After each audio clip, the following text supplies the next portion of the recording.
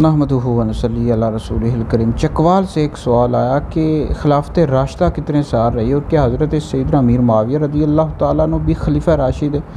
تو اس حوالے سے ترمذی شریف کی حدیث ہے، نبی پاک علیہ السلام نے فرمایا کہ میری امت میں خلافت 30 سال تک رہے گی، اس کے بعد سلطنت اور ملوکیت آ جائے گی۔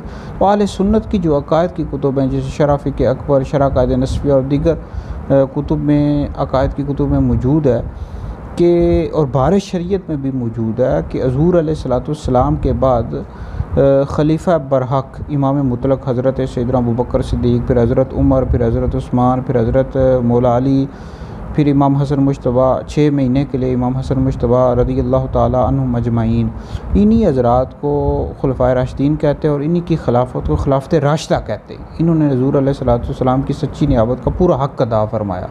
تو انہی 5 حضرات کو خلفائے راشدین کہا جاتا ہے، حضرت ابوبکر صدیق، حضرت عمر، حضرت عثمان، حضرت علی اور امام حسن مجتبیٰ رضی اللہ تعالیٰ عنہم اجمعین۔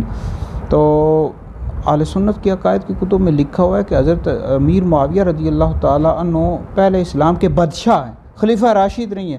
شرح عقیدہ طحاویہ میں موجود ہے کہ امیر معاویہ رضی اللہ تعالیٰ عنہ پہلے مسلمان بادشاہ تھے اور مسلمان بادشاہوں میں بہترین بادشاہ تھے۔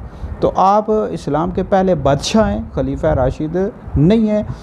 خلافت راشدہ حضرت سیدنا امام حسن مجتبیٰ رضی اللہ تعالیٰ عنہ پر ختم ہو جاتی ہے۔